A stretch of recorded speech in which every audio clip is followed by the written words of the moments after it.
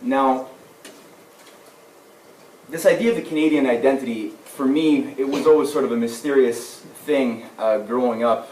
It's not something I ever really thought very much about.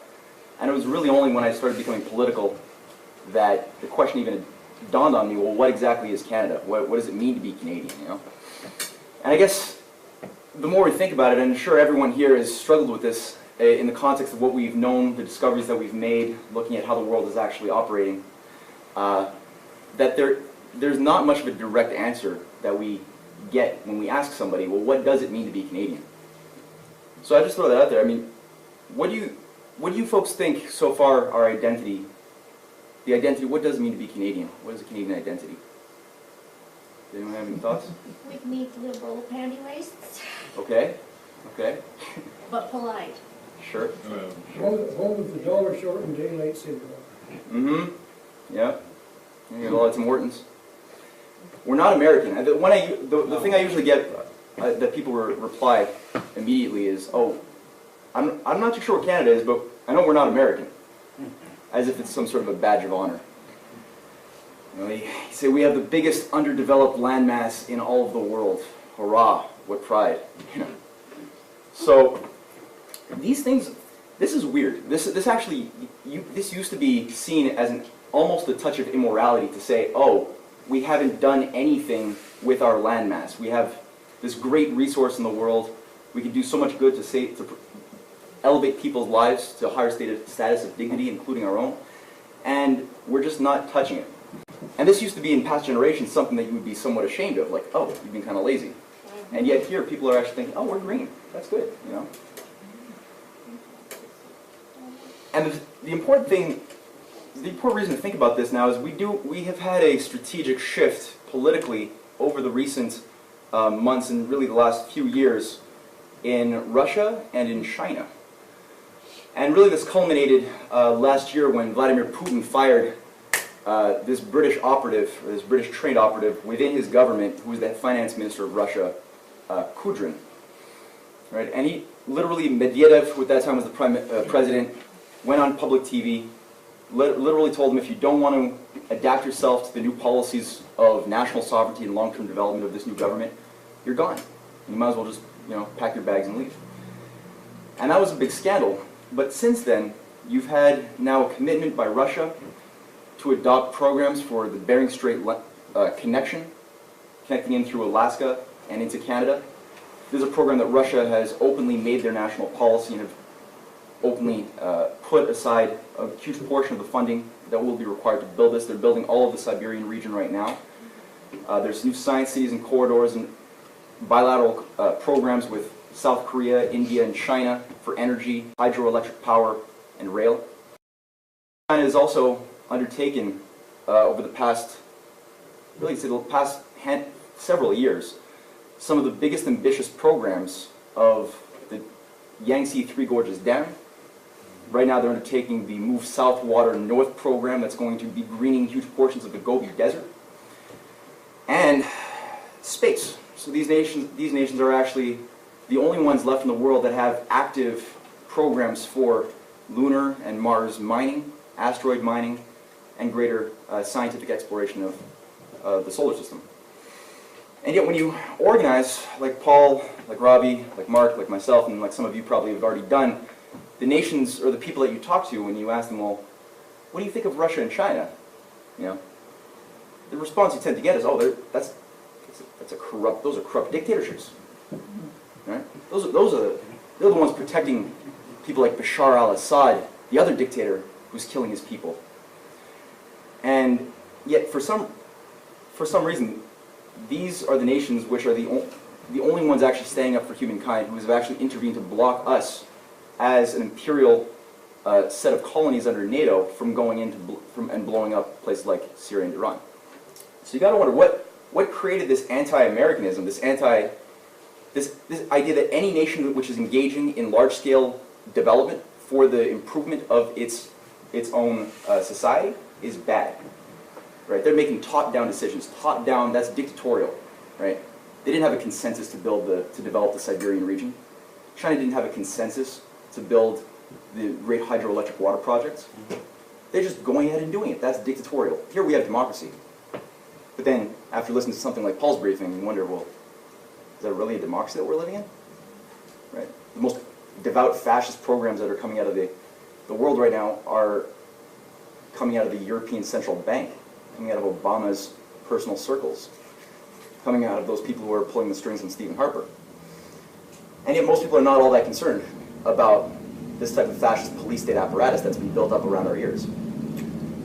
So it's very important now to redefine where exactly this insanity came from, considering that the NAWAPA program, this return to a Franklin Roosevelt orientation, coming from the United States, which our movement is leading there, and which Canada has to be a part of, is the only way out of this crisis. So the irony here is, when you bring up things like NAWAPA, oftentimes people say, oh, but the Americans want to steal our water, that's bad. You can't trust them, they want to take our resources. But you think about it, every time in history where America has worked with Canada in large-scale development and organization of our resources, Canada has had the biggest bursts of liberty, of progress, of industry, of infrastructure, and of political freedom at every point. And every point we've stopped this and have adopted a program of speculation, free trade, the very opposite has happened, the programs that we're currently engaged in. So again, is that just a coincidence? Like, is that just, did that just happen that way? People just unfortunately became anti-nation state and anti-progress? Or is the case that there's actually been a thought-through program to embed the culture with this type of lie? So, the topic of the class is the American system in Canada, redefining the paradox of the Canadian identity. And the key here is that one of the biggest reasons why people, authorities on history, are completely incompetent when they're evaluating what is Canada, how did we come to be where we are, is that, one, they have no idea in general of the existence of an American system of economics. They just don't know that that exists. And they're completely incompetent when it comes to the subject of power and this idea of work, such that the entirety of Canada's experience of development has occurred when, and when I say, just to be on a segue, when I say American system, I don't mean, well, you guys all pretty much are not newcomers here, but this is not an American system as such. This is a universal system which has been best exemplified by the policies of the American tradition against empire and for nation building. Now, this has been expressed in Canada over the years, and the entire identity of Canada has been derived of either an attempt by the British, who have been controlling Canada for a long time, to crush that American system, or by those patriots in Canada who recognize the validity of this system to adopt it. And this is something which is completely written out of our textbooks.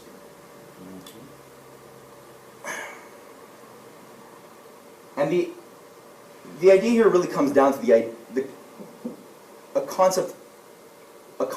this concept of progress is very important, because you either are going to adopt the idea that there is a fixed amount of energy to accomplish, to always extract less and less of as there's more and more people, which will always allow you to do less and less work to sustain less and less people as new constraints are imposed on your population, right? And operate under that type of logic. Or you'll take the opposing view, which has it that if progress is truly infinite, right? If progress is truly unbounded, then how is it the case that how would that be possible, since our resource spectrum that we utilize at any given moment is always finite, right? If it is true that progress, the potential for progress is unbounded, as is maintained by those representatives of the American system, then that means that what determines value is not the money or the physical material resources. It's the process of the mind that moves from one lower grade resource to a higher one, which is in itself, as a mental phenomenon, unbounded. Mark? Oh. No, it's not going to stand. Because at what point do you say that creativity doesn't exist anymore, right? I'm out of creativity. I've used it all up, right? It's gone. Well, maybe when you physically die, yeah, you could say that you're not going to be producing many more poems. And since we're not alone in this, right, society preceded and will come after us, we have to recognize that the creative powers of mind that we, in our brief lifetimes, experience are not, they don't disappear with our death. This is a process that we participate in that goes on unboundedly as long as there is life. Sure to understand. It's okay. All right, so we got a question of mind and matter, right? In the most simple essence of what we're dealing with, in evaluating this historical battle that brought us here, is the idea of whether mind is what governs the changes in matter, or whether matter is what governs how mind must behave, right? In one system, you get death. In one system, you have always a greater opportunity to increase life qualitatively and quantitatively. And that's like at the essence of it, which we'll look at and how this developed a little bit in two epochs, at 2 points in recent so-called Canadian history.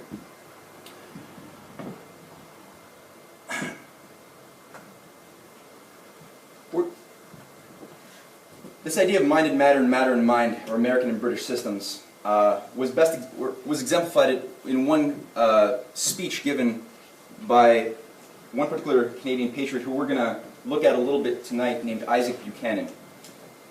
Anybody here, has anyone here heard of Isaac Buchanan already? Yeah? Some yes, some no? Okay. So this is one of the greatest Canadians. The fact that we don't know about him is one of the greatest scandals. And he lived around the time before and just a little after Abraham Lincoln's victory over the Confederate South. Isaac Buchanan was an industrialist, he was a politician, but we're going to look at just a quote he took from an American political economist named Ezra Seaman, who was commenting on the condition of Canada in 1848.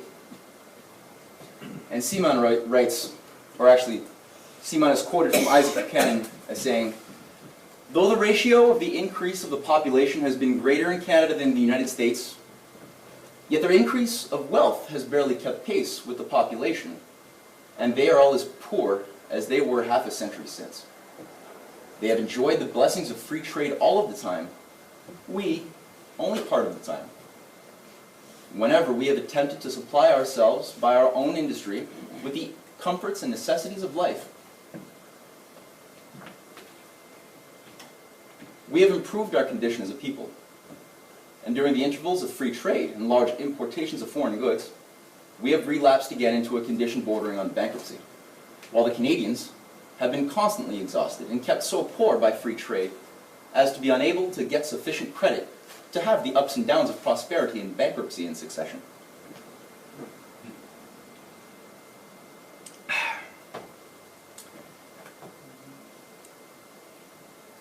And so one might ask, well, why is it that Canada today is really so underpopulated, right?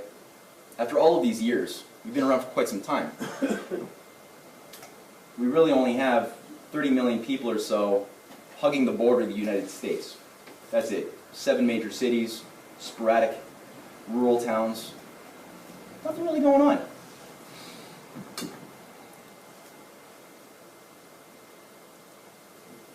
And the world that people like Isaac Buchanan were living in the mid-1800s didn't look that much like the world we're living today, even geographically speaking. Because what we're dealing with there, this is a familiar territory.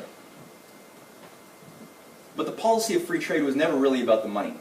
And when you start looking at, well, does anyone know what this big green blot is in the middle of Canada? The Canadian Shield? Nope. I think it's the Hudson's Bay Company territory. I think you're right. Yeah. The company, the Canadian Shield wasn't as big as the Hudson's Bay private company's territory. Now this is something which people know cash cropping, right? What? Cash cropping.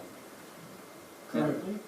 Well, yeah, currently. I mean, the principle of cash cropping, you know, this is a phenomenon people usually associate with globalization. Oh, we've gotten, you know, India's good at rice. They'll do rice. Oh, you know, Mexico, they're good at Walmart textiles for, you know. Corn? Yeah, well, they'll do that. They don't have to do rice, though, or corn. They can do that. Because corn, I mean, that's, the U.S. has to do corn. That's for the biofuels. So you can't. if every nation just does one thing and no nation tries to spread itself out and doing everything, you're going to make more money that way. They'll be really good at that one thing. Yeah, maybe they won't be sovereign, they'll have to go somewhere else for their food, but they'll make more money. People often today associate that as a new thing. This is actually a long imperial logic, which was exemplified by the Hudson's Bay Corporation, which was a subsidiary of the British East India Company, which maintained for hundreds of years the famous fur trade. Right? We do fur. That's Canada. There's a lot of beaver. Right? We do some wood too. That's Canada. We export cheap resources. Yeah, forgive the pun. That's Montreal for it. But in terms of actually developing industry and infrastructure, no, that's not possible. And every time that people who, like Isaac Buchanan and others who I'll bring up a few, were actually fighting, what they were fighting against was this logic, which was an imperial logic that they understood, where people like the Hudson's Bay Corporation paid native tribes that lived across these lands to kill anybody who would wander in without an official Hudson's Bay license. Right? So if you were actually wandering in without that official license, you were risking your life. So most of this territory was completely unknown for hundreds of years. They ran this from 1650 all the way till the end of the 19th century. Nobody knew what the hell was up there. You weren't allowed to have any prospecting, no nothing. So the intention was never to make money, because, you know, because if it was really about money, you would think, well, why didn't we just develop those resources, right? Resources can be converted into money. And so it really was about suppressing something that was going on right below Canada. And for the past 250 years, the bane of the oligarchy's existence has been the advent of America. A few of the Canadians that we could look at, and there's a certain handful. I just put on 4 here just to give an example, but on the left is William Lyon Mackenzie and Louis Joseph Papineau. People know who these two folks were? 1837 uprising. Yeah. So, as an example, you had, for the first burst of freedom in Canada, that we didn't get really on the bandwagon in the American Revolution. That was a bit of a scandal too. But the first real burst of freedom came from the uprising in, well, you've got Canada as we know it, really comprised for most of the 19th century lower Montreal, Quebec, and upper Toronto, the Toronto region of Canada. And there, in 1837, you had 2 rebellions simultaneously occurring between French Canada and the upper, led by Papineau and Mackenzie. Papineau had a bit more of an idea of a protectionist system, a constitutional republic. He had read everything by Benjamin Franklin. And the problem of both of these rebellions, which were squashed by people like Lord John Russell, who led the British in crushing this rebellion, was the fact that America at that time, sadly, did not give the support that was expected by many of these Canadian patriots, since who was the president in 1837-38? Jackson. Right. And right after Jackson, you had his sponsor, Martin Van Buren. Both of these guys are devout Anglo British lovers. So they turned a complete cold shoulder, leaving a lot of these folks to hang, which many sadly did. But again, the spirit was alive, and Mackenzie founded a very influential series of newspapers, getting across American system and national development ideas to the population. And this reached a point where we're going to focus on primarily the second half, not the first half of the 19th century, with the writings and the activities of Isaac Buchanan, the guy there in the middle, or the third from the left, your left.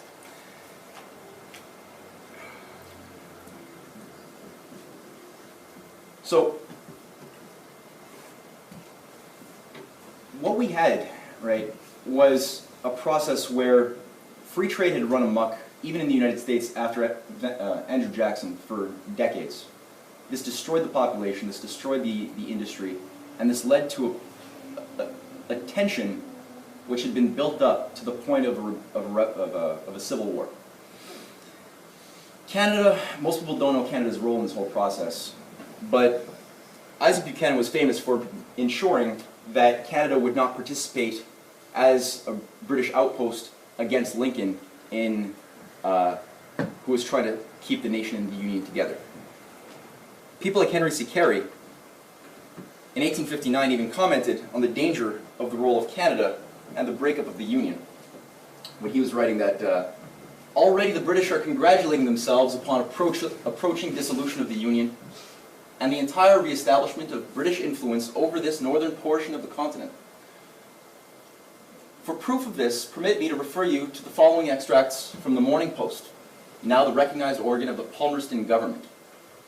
If the northern states should separate from the southern on the question of slavery, one which now so fiercely agitates the public mind in America, that portion of the Grand Trunk Railway which traverses Maine might at any day be closed against England, unless indeed the people of that state, with an eye to commercial profit, should offer to annex themselves to Canada. On military as well as commercial grounds, it is obviously necessary that British North America should possess on the Atlantic a port at all times of the year. A port which will make England equally, in peace and in war, independent of the United States. If separation is to take place, the Confederate States of British North America, then a strong compact nation, would virtually hold the balance of power on the continent and lead to the restoration of that influence which, more than 80 years ago, England was supposed to have lost. And that's the end of the quote from the newspaper, and Henry C. Carey goes on to say, "Look where we may, discord, decay, and slavery march hand in hand with the British free trade system. Harmony and freedom, wealth and strength, on the contrary, growing in all those countries by which that system is resisted." So, by the early 1860s, after the war had already begun, America had seen a huge influx of British soldiers, many, all occupying Upper and Lower Canada and ready at any moment to pounce. The intervention of Isaac Buchanan was very important in this, along with the circles that he represented, because not only did they expose this for what it was, but led the fight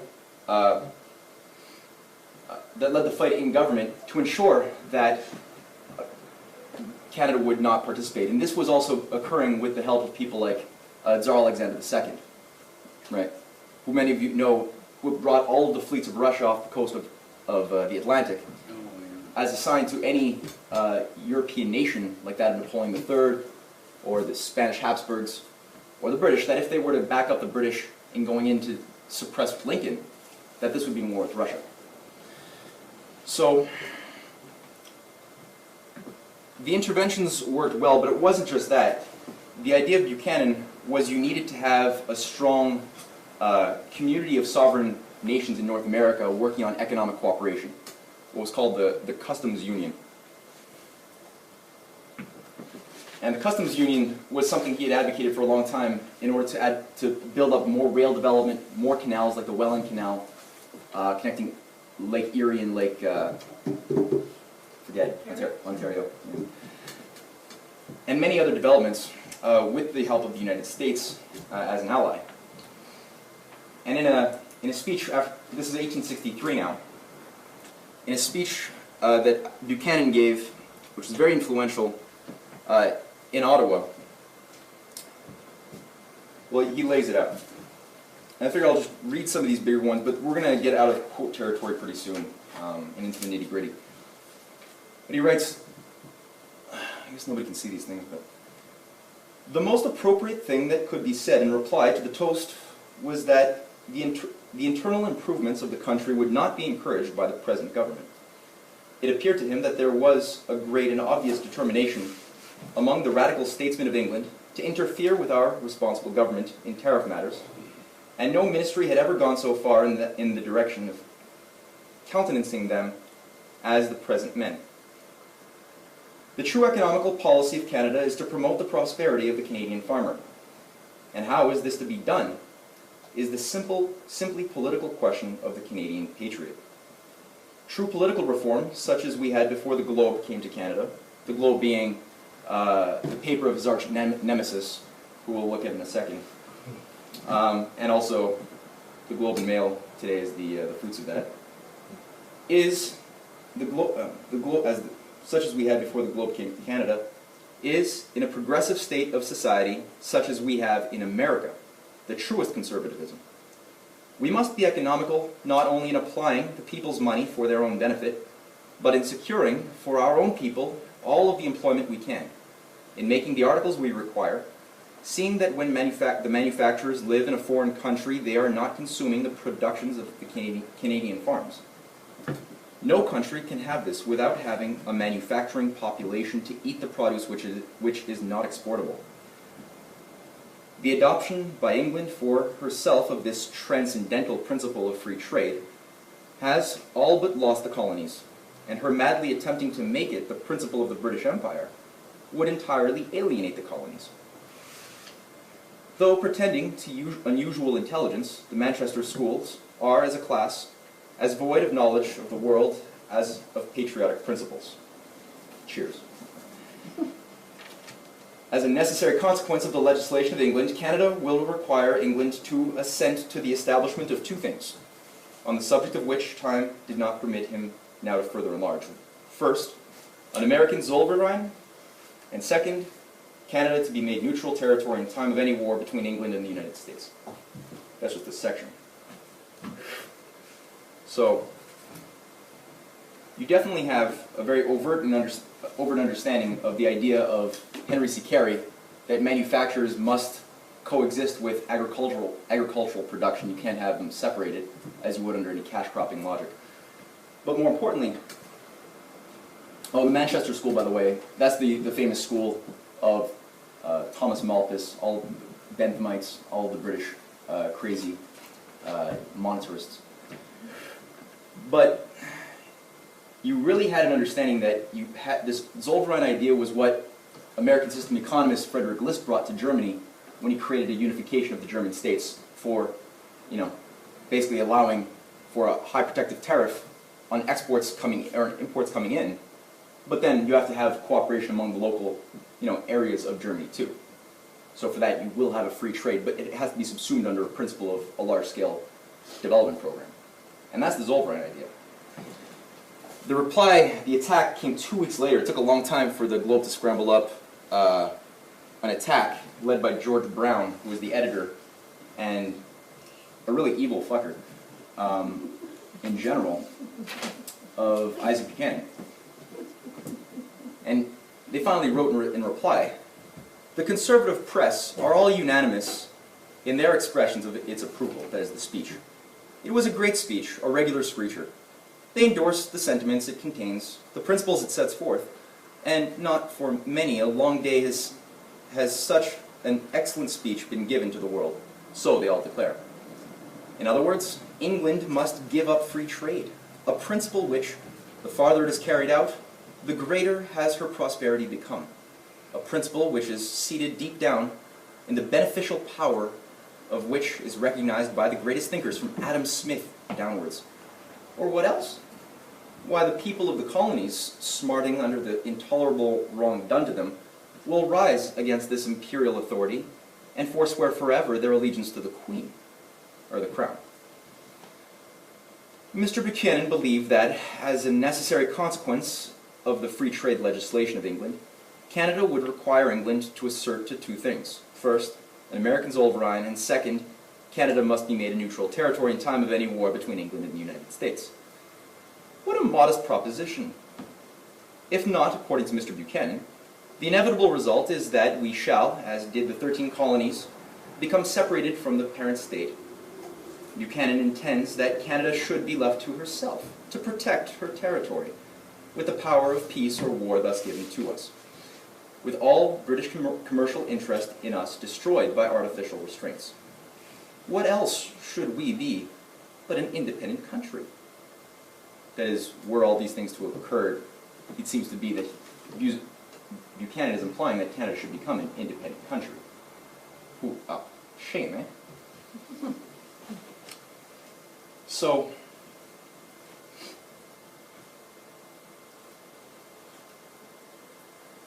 indeed, you really do have this. Isaac Buchanan is risen to prominence simply, this is January 1864 that this reply was written. And by July 18th, 1864, Buchanan becomes the president of the Executive Council, which is the most powerful position of authority in the Canadian government, by the Macdonald-Taché government. And he begins implementing the biggest wave of programs ever imagined. And he begins a dialogue with the leaders around Abraham Lincoln to begin immediately establishing a flow of trade to lower the protective tariff between Canada and the United States to allow for an increase of commerce, but to increase a huge protective tariff on goods coming in from England, who had at that point monopolized much of all of the actual productive capacities of the world. So this was an idea of just cutting America off the umbilical cord, going with the United States. And the problem was that coup d'etat was pretty much performed a few months later. When the government fell, you had the cancellation of what was called the Reciprocity Treaty between the United States, and all of the infrastructure initiatives were canceled. So you basically are left with a country that has no essential purpose as such, but to defend the interests of the empire. And that's essentially what we're left with at that point. Lincoln, well, here before we go into the next round, a timeline is occasionally a useful thing when you have an idea of a principle governing it. Because what happens, right? Immediately thereafter, Lincoln is assassinated, right? You have Alaska is purchased by the United States for $7 million, right? So the Russians who helped save the United States go and sell for peanuts to the United States this whole territory of Alaska in the north. In that context, you see that there's an intention building up. We're looking at this whole pro-nation state, pro-development orientation, and you have what today school books teach is the celebrated Confederation, the birth of Canada.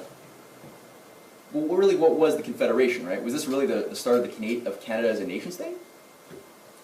Well, no, actually. This is not a fight against empire. This was a warm blanket that was granted in order to give certain legislative authority to the government, but at the same time, stop it from working with America and becoming a customs union, and becoming a real sovereign nation, a republic. So you were able to sidetrack all of the real pivotal discussion on nation building and just bring it back towards, well, we finally got a constitution. After all these years, it was granted to us by the monarch. He granted us these different rights that he could take them away, but they're there. And as you got this legalistic thing, which pretty much just says right up front that Canada's role, or raison d'etre, is to defend the interests of the British Empire. And that really, in the 1867 Constitution, is exactly what it says. So this is occurring, and at the same time you have the Hudson's Bay land, which is purchased by Canada for, I think, a few $1 million. You have, in 1876, the American Centennial is an expression of the success and superiority of the American system, right? And nations and leaders all around the world begin implementing this immediately thereafter in their own nations, from Germany to the Ottoman Empire, to France, to Russia, to Japan, right? And you have this going on in a certain way. This is adopted by people like Thomas Coltrane Kiefer, who we briefly looked at, but we're not going to have time to look at today, a friend of Buchanan, who was part of the leadership around Laurier building up this national policy, this idea of maintaining a protective system to encourage rail development, canal building, and what have you. So this is going on. Canada is not fully on board with this, obviously. Lincoln is still assassinated from Montreal, right? You have complete, that always remains a Confederate holdout and base of operations for the duration of the war and then thereafter. But unbounded progress is the new system. And Britain is going through the biggest Great Depression of its history. It's known as the old man of Europe, right? Britain is going down. So there's a period of great potential all around, where in 1878, Kiefer unveils, he's a representative of Canada in the Paris Centennial exhibition, and it shocks the world that this small country has, in the period of just several years, managed to produce more machine tools than every other nation except for Germany and the United States. Right? Canada was actually, there was, through the patriotic circles, a real expression of freedom.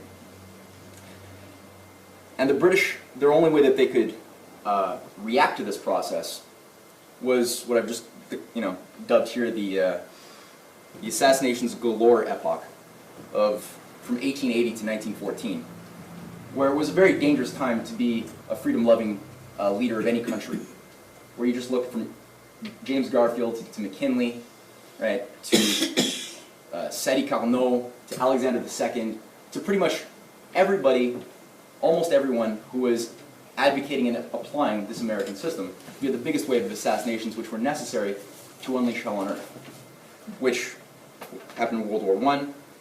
This was followed by the British orchestration of hyperinflation in Weimar, the bringing in of a Great Depression after the Roaring Twenties failed, right? And were it not for the intervention of Franklin Roosevelt, the world by this point would have already been under a deep dark age for already over 80 years. Right? So it helps you, when you think about things from this standpoint of a fight over ideas, it really helps you appreciate being alive a little bit more, and appreciating also what we can do today in similar dire straits. This is not a new phenomenon. So the New Deal is unleashed, right? World War II happens, and then we're going to settle on the period where we have the reemergence of the fight over a second Zollverein idea, second customs union.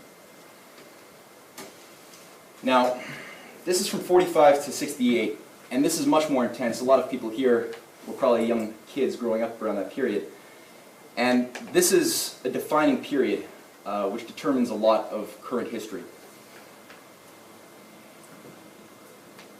The big discussion after Hitler, the Wall Street, London Hitler project was stopped by the intervention of Roosevelt, was what would this post-war world look like. And the key thing was this idea that we have now more people than ever, a growing birth rate, more so than every other period of history, a greater expectation of progress, of hope for the future than every other point of history, and certain needs will occur as we see that this is happening. Right? You have water, a dire absence of water on the West Coast. You have the need for energy to sustain growing people and growing necessity for industrial production to sustain more people. You have more cooperative corridors and more things that involve nations working together on geographical problems. And this is what was defining the discussion. Really, you could say this was already going on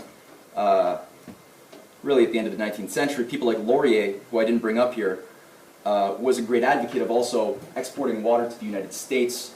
Laurier is another character who we have to look more into, but he also has a certain quality of visionary to him, where he'd written extensively on how he saw Canada stretching from coast to coast with high-speed electrified rail and 60 million people by 1926. Right?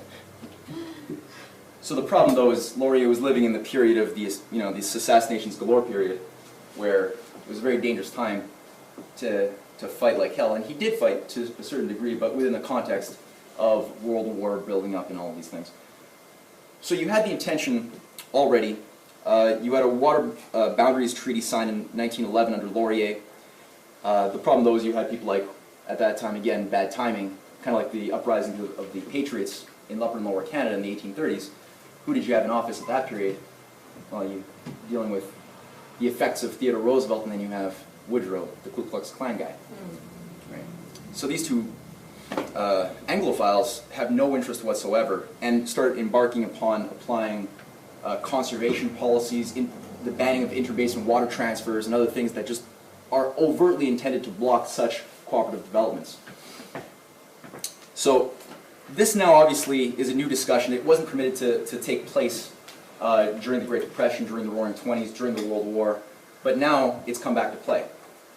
So you have now an increasing idea of developing the North, the East, the West, and that's really defining Canada here at this point. Because on the East Coast, what did you have with the completion after Roosevelt died of the Great Lakes Seaway, right? For a long time, the Great Lakes was the big challenge of how do you get an active shipping and commerce line in from the Atlantic into the Great Lakes and into the continent. When you have huge rapids, it's impossible to get large ships through, and this was something that people even in the 1650s tried dealing with the Lachine Canal. People like Cartier, who was a friend of Colbert in colonizing and developing Quebec. This guy had an idea of actually building a canal that would permit this to happen. When he tried going a certain way in, hit the rapids, and said, "Well, I was really trying to get to China, but I'll call this part of Montreal, China. It's Lachine. That's where I was born." That's where I was born. And then went back home. All right. Yeah. So you had immediately. This took by 1850. By 200 years later, you had a certain canal being built up, but the canal was almost useless for any major ships because it was only maybe 5 feet deep, right? Not that wide. You couldn't have any big containers go through, but it was. So the Great Lakes Seaway, the opening up of this whole region, was really only completed in 1959. It was really kicked off in 1955. Roosevelt wanted to get it done sooner, but you had the British blocking it, and so that was going through. Hydroelectric dams were being built.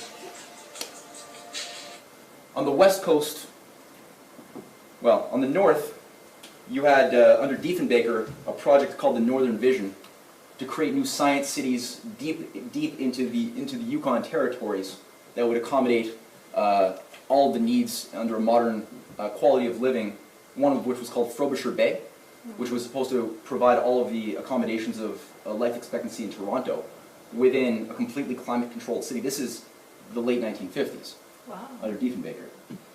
The specs for this thing are wonderful. So you had a huge idea of developing the Arctic. You had a concept in the West of a great need, looking at all of the dryness and the complete absence of precipitation that would occur in the lower part of the continent. With, I think it's something like 40 times more evapotranspiration and precipitation that occurs in BC, the Yukon, and Alaska relative to California, Montana, these lower places. So you had really an idea of managing your resources. The Columbia River Treaty is where we're going to touch on today. Most people know here the ins and outs of NAWAPA, so I'm not going to go through a lot of this. We've seen the videos. We have a certain idea of what this is about. But this was a conspiracy, and this is something which we really have to dig even more up on. But the Columbia River Treaty is a really core aspect, looking at just what NAWAPA is, in terms of moving 72 million acre-feet of water down into the continent, even into Mexico, filling up the Great Lakes. The job creation potential is amazing. The power potential would be amazing.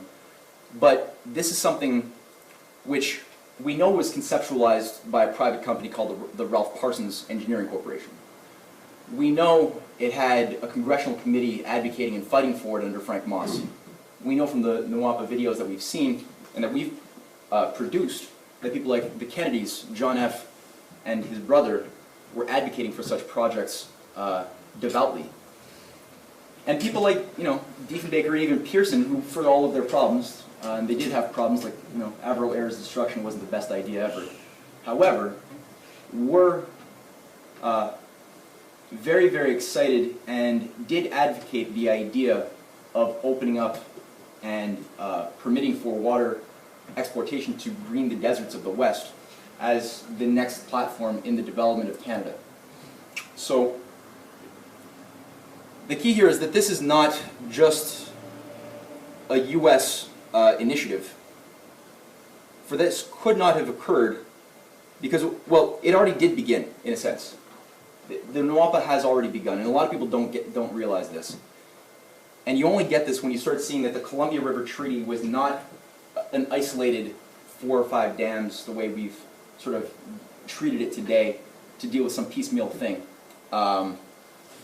This was part of a larger scale vision fought for by a guy who all of you probably know, W.A.C. Bennett. Right? And W.A.C. Bennett, again, is a very slandered fellow, but again, kind of like Putin, right? He's declared as top-down decision-making, believer in progress. He must be a tyrannical dictator, anti-democracy. Rah. And most people who I've brought this up to on the street actually tend to have a very negative emotional reaction to the guy. Until you actually start reading his works and looking at what initiatives, what programs were being unleashed in British Columbia at the time of his leadership. And this man was 20 years, right? This is, I think Putin was in there for a while. It's 20 years of being a premier for the Social Credit Party. This guy was originally in the 40s heading the Post-War Rehabilitation Council. The big discussion was in 41 and up to the end of the war, all of these young men who are coming back home from the war, they need something to do. They got to be put to work. We can't just let them fall into the streets. What do we do with this influx of able-bodied people? Right, that's a big crisis. And so he laid out a blueprint with a team that he was working with for the large-scale development of British Columbia and the Yukon and Alaska. And he immediately got fighting for it, but encountered a lot of resistance. At the time you had a conservative liberal coalition. They were doing some good things, but there wasn't a lot of openness even then to going with this program. Because where's the money going to come from? You know, it's the same type of little debate you would get from a lot of these monetarists. So he dropped out of the Conservative Party and he joined the Social Credit. Right? The Social Credit was really, really ragtag, especially at that point. You didn't have, I mean, of everybody who he just began organizing for months, and he recruited a shitload of people to run for office. These are people who are farmers, you know, machine tool operators, mechanics, right? Not really, these are not politicians, and they won. All of them won. So you ended up having 19 seats won by Social Credit, 18 by the NDP, Committee of Commonwealth Federation, something like that. Liberals and Conservatives got almost nothing. So anyway, he's left with the majority, with the government, right? And he has to fill his cabinet. Nobody has any legislative experience. So he pulls together all of these guys who just have real experience in life. And he forms a cabinet. And immediately starts fighting. He has a lot more clout, but he still gets a lot of resistance from Ottawa. Because he wants to immediately go ahead and start building rail. And he does. The first thing he does is rail.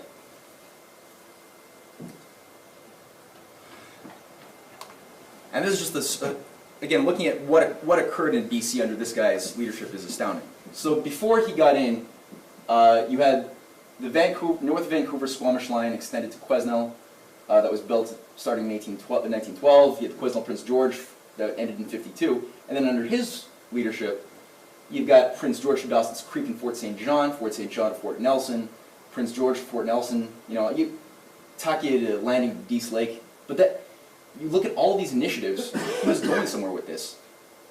And they weren't permitted, not all of them were permitted to go through. And a whole set of propositions.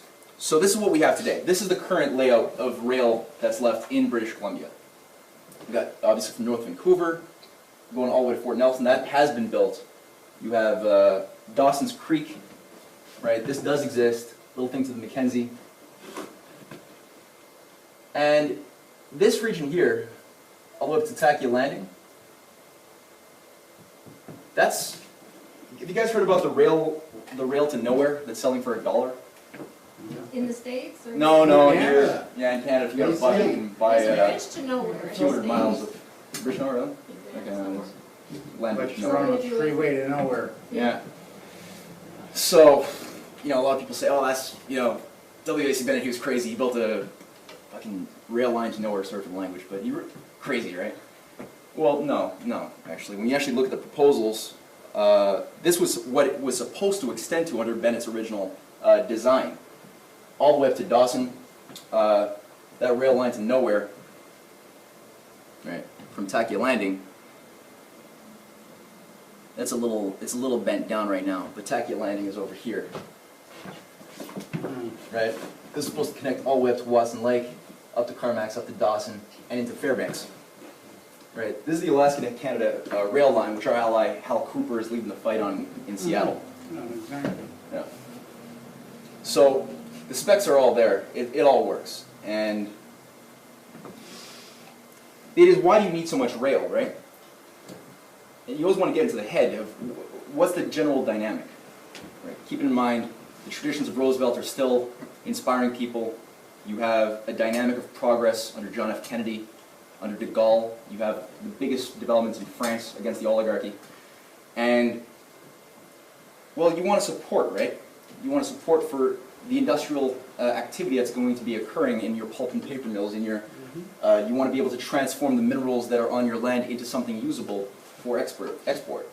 You want to be able to start having the necessary power production to sustain these things. You need to have dams, right? You're going to... And that brings us into the second aspect. So the Columbia River Treaty, this is essentially the basin that we know today. This is what does exist. The Columbia River Treaty involved building simply these dams up here and Libby down there. The Grand Coulee was the biggest one that the U.S. had ever done. Under Roosevelt, that already existed. The rest were also generally built around that period or a little before, but this was the key one. Because you have floods, you have droughts, you have unwieldy weather, you have a great necessity for irrigation. And this program, it didn't go through right away. I mean, there's a few specs here. You know, you've got a discharge of the mouth of the Columbia River of 192 million acre feet per year. You got the whole flow to the U.S. from the U.S. and Canada border is 72 million acre feet per year. The storage capacity of the Columbia River Treaty was 15.5 million acre feet. It would offer flood controls, increase of U.S. electricity generation in winter, and equally sharing of the downstream benefits. So the idea was, originally, this thing was signed by Diefenbaker and Eisenhower in 1961, on the 17th of January. It didn't go through right away, though. It was signed as a treaty, but then the paradox is, well, the treaty involved what? It said you'd have the Rocky Mountain Trench, it would end in Washington State, you would have two dams being built by B.C., which was the Mika Dam and the Keenly Side Dam. Keenly Side. Yeah. Forgive me if I screw up on my enunciations here. And that would be here.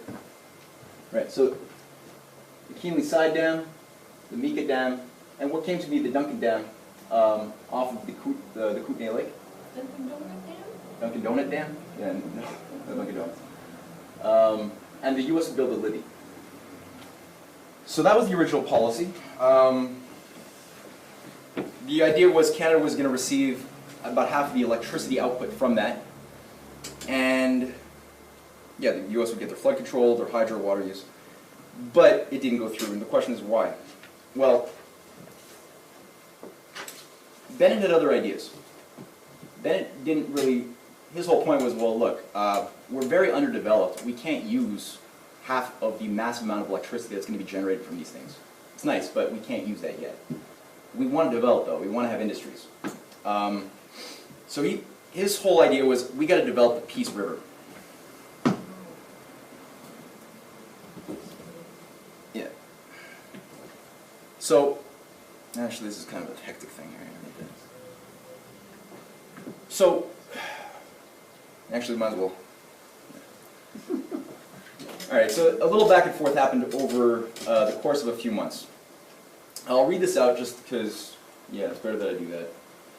But you have here that Premier Bennett tells the BC legislation that although the treaty will soon be ratified by the U.S. Congress, it will wait much longer for Canadian approval because it does not include the conditions necessary for BC to proceed.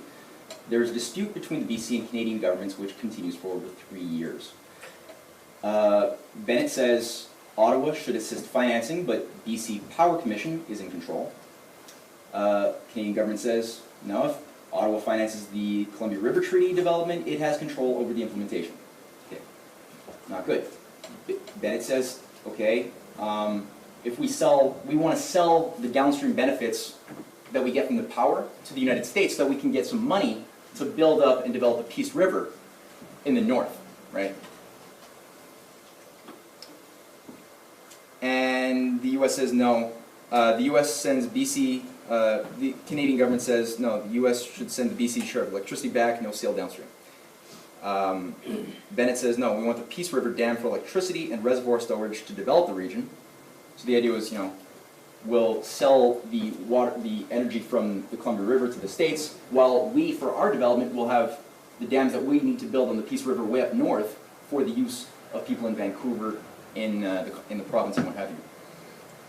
And the Canadian government says no, but the BC Supreme Court rules that the takeover, no market for power of the Peace River. All right, there's no market for it. The Peace River's up in nowhere. You don't have that many people there yet in BC, so you don't have a market, so you're trying to sabotage our plan. Bennett, he goes and,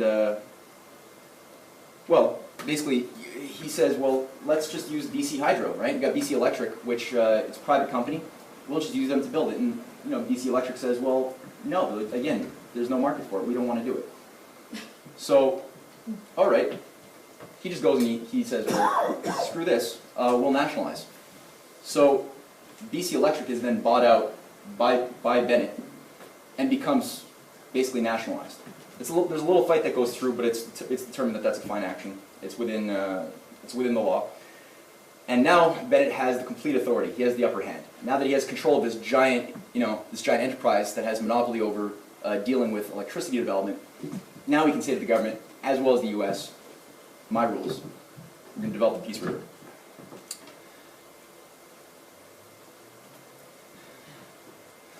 And as a speech given at a press conference thereafter, says this is Bennett speaking, "This is the most momentous announcement I have ever made. The studies being conducted in the north indicate the feasibility of establishing in the Rocky Mountain Trench the greatest hydroelectric project in the world, a project that would be entirely within the control of the government of British Columbia. This project would create 4 million horsepower and create a lake 260 miles long, so big that it would probably alter the climate of the North Country. This is the most important day that BC has experienced in its whole history. Surely now, both Ottawa and the U.S. will realize we mean business. This means the development of British Columbia." And this is his famous two-river policy. And this is NAWAPA. You'll find that this is the Peace River up in that region. That's the entire basin, Upper Columbia. When you actually look at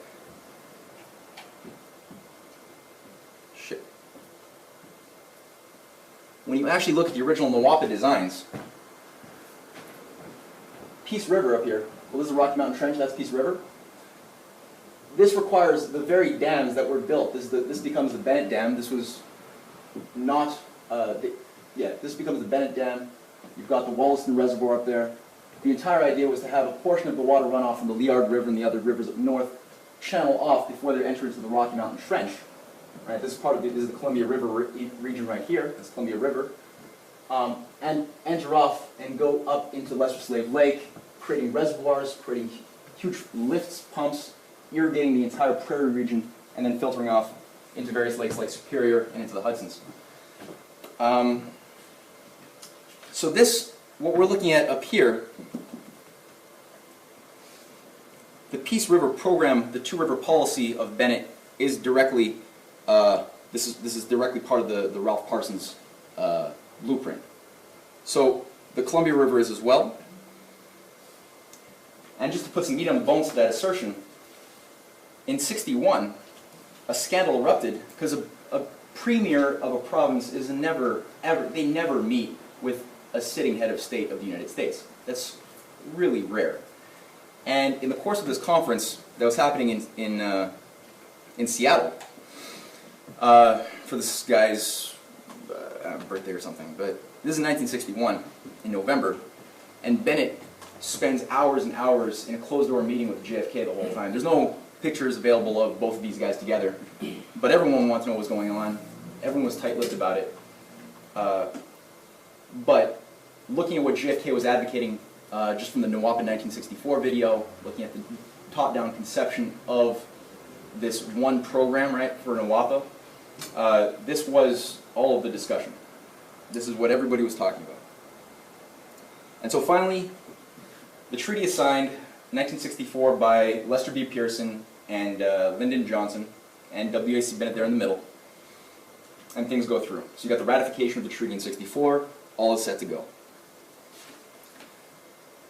This is the, just to give some aerial views here, just to get a visceral sense of it. That's the W.A.C. Bennett Dam on the Peace River. It was completed in 1967. It's an earth dam, isn't it? It's an earth dam, the second biggest one in the world, yeah. Then another version here that has the Williston Reservoir.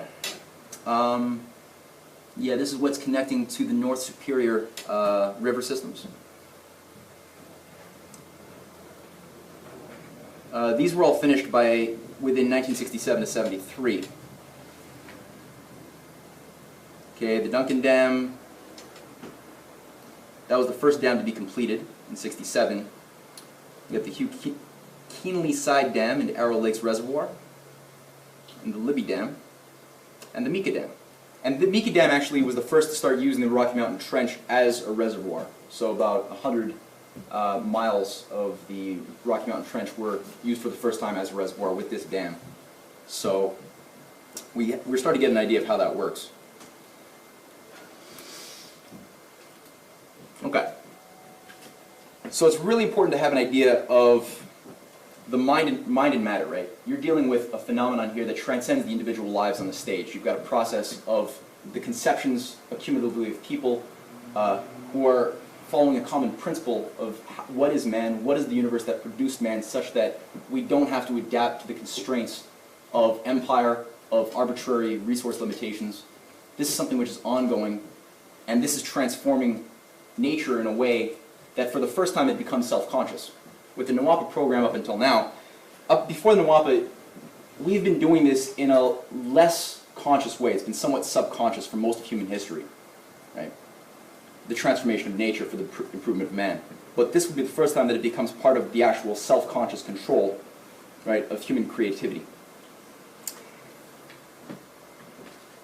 But 1968 did happen. And we are at a point right now where this could very well become a reality as we see the complete 180 turn on the part of the most evil people in the world who we never would have thought would say the word Glass-Steagall without spitting at the same time, who are now calling for it. We have an awareness that nuclear war is on the agenda from the leadership of places like Russia, China, and leading circles even within the oligarchy, who are realizing that they don't want to rule over a world that involves nuclear holocaust. And things like NAWAPA is not just an option. But again, we'll get there in a sec. But 1968 did happen. There was one last, and I think this is important to look at from a Canadian standpoint too. There was one last push on the part of a grouping of individuals. You guys probably have heard of Jean Lesage and Daniel Johnson Sr. Okay. So,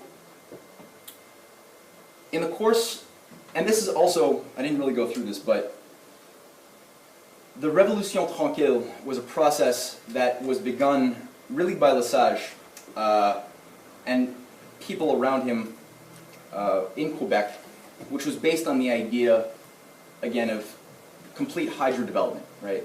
Manage your resources, modernize, get some industries going, and where should I put this? Okay. On the one hand, the financing problem in Canada has always been a problem. We do have to get a national bank that's functional. We've never up until now had the Bank of Canada used the way it can be. And that's a paradox, since the way the British have always controlled Canada has been by creating a very schismed, compartmentalized political society, a culturally scattered identity. So you have all of these different compartmentalized cultures without any common sense of unified identity or what the hell are we as Canadians. That's a problem. While paradoxically, you have had the financial control top down by a small, too-big-to-fail institution in banking and government. And that's always been there since before Confederation. You've had a small, tightly knit oligarchy in finance, in our government, and you've had a scattered, diffused political system for the people. But when we did develop, looking at people like W.A.C. Bennett, it was when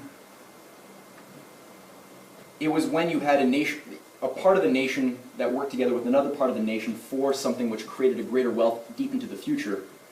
And the hydroelectric, just to get a taste of that, all of the hydroelectric projects that were started with the Révolution Tranquille and the development under Jean Lesage came from a financing of $100 million by W.A.C. Bennett.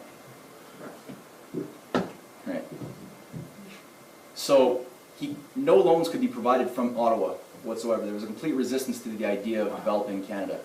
But when you had W.A.C. Bennett actually take the reins, a revenue stream was generated, and that was a real investment made into the internal development of Canada. So British Columbia helped to develop Quebec. Exactly. Yeah, it's kind of nice, huh? So Daniel Johnson Sr. He was close friends with Charles de Gaulle. He visited France. He spent a lot of time studying de Gaulle's methods, de Gaulle being, at this point, a convert to the American system, essentially, of Lincoln and Roosevelt, and a collaborator with John F. Kennedy and Robert even. But, okay, so he gets the sense there of what this thing is about.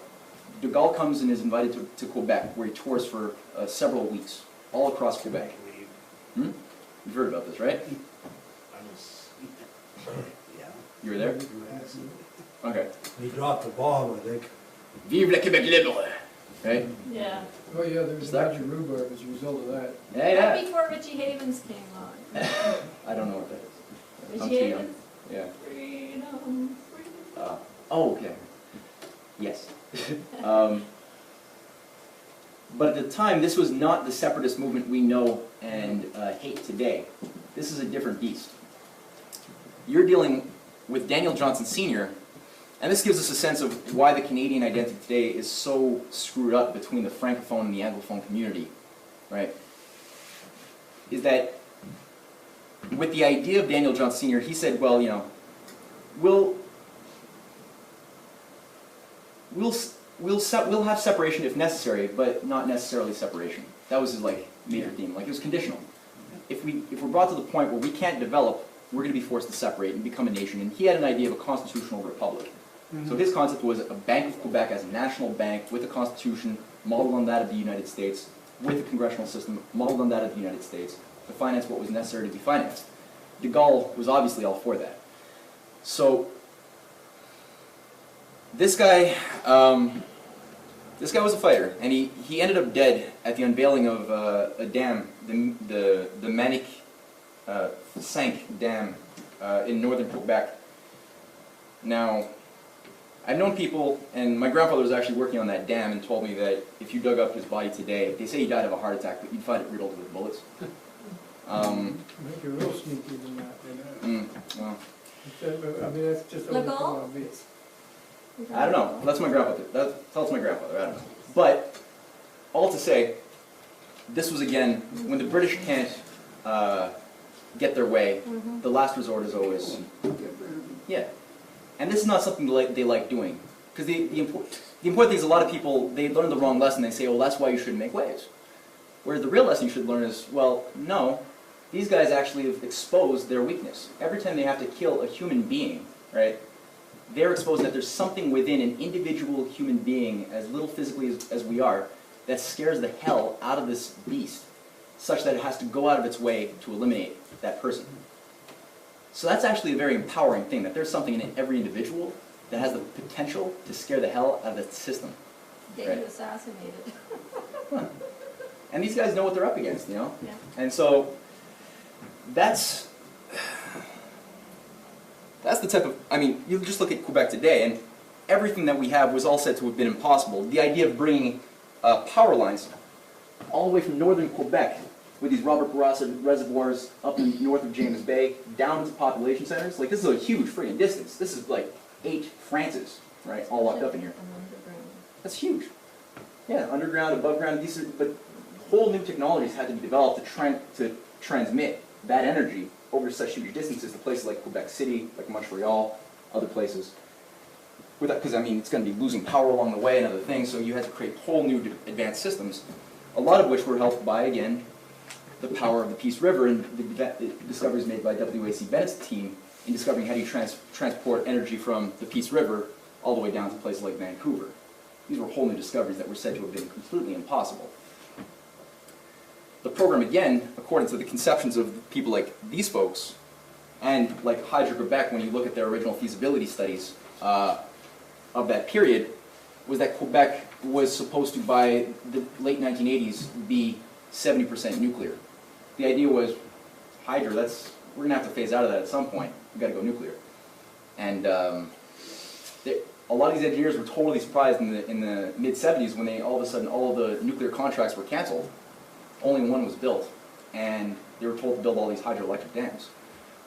They were like, whoa, I thought I just got my degree in physics, in nuclear physics, what am I doing? So, but again, this is... Become president. So what determines today the Canadian identity? It's not the Anglo-Franco identity in Canada is not determined by W.A.C. Bennett's Anglophone America and Daniel Johnson Sr.'s Francophone America, or North America. It's not determined by this idea. It's rather determined by Levesque and Trudeau, right? This is the fundamental dynamic that shaped the modern Canadian's idea of what it means to be a Quebecois or a Canadian. And when you actually look at what was brought in with these guys, because again the question is always, where did the anti-Americanism didn't exist before that? You had the biggest cooperative policies and prospects for economic growth on all parties before this. What occurred with these two puppets? Because Rene Levesque, this guy was picked up by literally British intelligence while he was in World War II and became a little announcer for the BBC. Yeah. And then became part of the CBC as a little celebrity. Yeah. But this guy was an intelligence operative working out in New York as well. And again, recruited completely by British intel. This guy he's originally part of this Daniel Johnson Sr. party. He breaks off. The senior's part of the National Du squad. What was that? The Union Nationale, the National Union, which wasn't as bad as a lot of people think. There was a lot of progressive policies there. But this guy breaks off and ends up forming the Parti Québécois, right? Complete Quebec identity is now not nation-building, moving Earth. It's not about. They had the big at the time of Rene Levesque. There was the most engineers per capita being produced out of Quebec than any other part of the world, and it became completely based on language. Right. So the idea was my language against those colonialists that want to impose their Anglophonism on me, and it became a total xenophobic logic. Trudeau, of course, having played right into the whole policy, bringing in martial law into Quebec, while you had the RCMP initiating the FLQ's terrorist policy of kidnapping and killings, and this was openly being done. I mean, this is even at that time you had media reports by mass media of the day that were reporting on how the RCMP was being caught, passing themselves off as FLQ terrorists. This was known, right? And so you have a complete shock therapy in the part of the population of Quebec, which creates a complete resonance for generations. And this is a guy I just dug up a couple of days ago. I passed by his name in the Dope Incorporated book, but then I did a little bit of work on him this morning and discovered he's a little bit more than I thought he was. This is a little character named Walter Lockhart Gordon, who essentially designed the policies of Trudeau. This guy's also seen by a lot of, and this is tragic, this is really tragic, because a lot of the organizations around 9/11 Truth and seemingly even cap patriotic organizations like the Canadian Action Party and others praise this guy for being the true patriot and founder, of the new nationalist policy of Canada, which is an ideology he founded and brought into Trudeau. New nationalism was what? Well, first of all, who is he, right? Finance minister from 1963 to 65. He was the president of the Privy Council from 67 to 68, right? And that is the most powerful position, really. The Governor General is actually not as powerful as the president of the Privy Council that runs the entire Privy Council office. He started the Committee for an Independent Canada, and he created the Canadian Development Corporation to, quote, buy back Canada in 1971. And this is a so-called hero, just to get a sense of, because again, where does this anti-American idea come from? Well, he's quoted in the Toronto Star Forum conference in 1970 as saying, "The U.S. is an aggressive neighbor interfering in Canada's desire to be left alone and run its own business. Canadians have been foolish for allowing so many enterprises to have been acquired, mostly by enterprising Americans over the last 25 years. To suggest that it makes no difference who actually owns and therefore controls these enterprises indicates a remarkable lack of knowledge of the way in which the business operates and the way human nature ticks. Canada should announce a clear and positive policy to recover great control over the economy and then to apply it. It would like to see this done before the only alternative left, which would be a widespread scheme of expropriation and nationalization of the kind advocated by the radical left." So, what does Trudeau bring in? Well, on the one hand, of bringing the entire Privy Council office into his inner cabinet, essentially by expanding the Prime Minister's council from 40 to 95, he brings in the program of absolute tariff on U.S. imports, the absolute limited ownership by any U.S. company of Canadian corporations or businesses, right? You couldn't have anything more than 10 or 20% of ownership if you were an American enterprise in a Canadian institution. And there's a slew of just programs that on the surface seemed, and I actually used to like Trudeau for this reason, right? Because on the surface it seemed like, hey, that's a protective nationalist policy. I like that. Right. And then you realize, well, what's the idea governing this mechanism? Because the mechanism itself is not good or bad. It's a mechanism. Is it? Right. This is the thing. Because what's he saying here? The nature of Canada's nationalism, this new nationalism, is to be left alone and do its thing. Right. The idea of nation state to just be left alone. Is that really what a nation is designed to do? To just no. Westphalian. Exactly. We have to develop the other, our neighbors, as we develop ourselves. Exactly. The common good. So it's an active, it's not a passive institution, it's not a passive idea, it's an active idea, and that's a nation state, that's sovereignty. So the redefinition of sovereignty today has become just that, you know, that's the argument of world government. Because, you know, why have all of these localized nations trying to open up their borders to not do anything so that the markets can take over when it could be done so much more efficiently by, you know, a dictatorship of a small, you know, enlightened elite. We don't have any of those nationalist qualms or wanting to protect our people or something like that, like the Greek president might have or something. So you just need to transcend this idea of the sovereign nation state and the Westphalian system of, you know, respecting each other's borders to become more enlightened. But the whole thing's a fraud.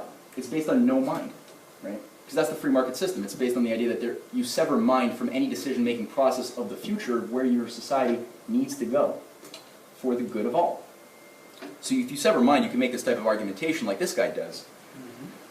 But the second you introduce conceptions of forecasting, right, of having an insight into where present decisions have created a boundary condition in the future, as soon as that foresight comes into play of acting on the future, like what we're doing now with Glass-Steagall, because we know that this collapse is going to strike, we can act now before that blows by separating the banks, doing this orderly reorganization, wiping out the bad debt, and then remobilizing for a national bank to issue the public credit necessary to rebuild our society based on the types of precedents set forth with NAWAPA. And looking at it, it's really, because a lot of people say, and you'll get this if you guys end up doing more political outreach which I hope everyone here does do, I like Glass-Steagall. People will say in the legislature, they'll say it in Ottawa, that I like Glass-Steagall. I see that that makes sense. National banking even, you know, that makes sense. But NAWAPA, all these big projects, Spate, Arctic development, we don't have a consensus on that. The people won't like that. And the idea is Glass-Steagall and national banking won't work if you don't have a new deal to build afterwards, right? Roosevelt would have not been anything if he just did Glass-Steagall and started using the Reconstruction Finance Corporation. Yeah. If he just did that and said, okay, let's let the markets take over now, like Mark Carney is proposing to do, even though he's bashing LIBOR, Mark Carney is still saying, oh, instead of having the banks determine what the rates, the interest rates among bank and lending is going to be, let's just make it the free markets. Right? This type of logic is going to kill us. Hitler would have won that war. Right? So you need to have you have a negative hypothesis just to prove what's wrong, what doesn't work. That's Glass-Steagall, that's national banking. Put out the fire now. But then the house is already it's been on fire for a long time. You've got to rebuild the new structure. So you need a positive principle now, right, to get on board with what we should have been doing already for the past 50, 60 years. And that's really what our job is. So we got to get more people into these meetings. This is good. It's a nice turnout to see this. I wish we can get this all the time on the East Coast. But we should all really do the outreach necessary, get invitations out there, get our, our friends and family and everybody that we don't even know to start getting active and contribute, like really we're at the end of the system. So the change is now. And I think I'll just end it with that. I think that was great.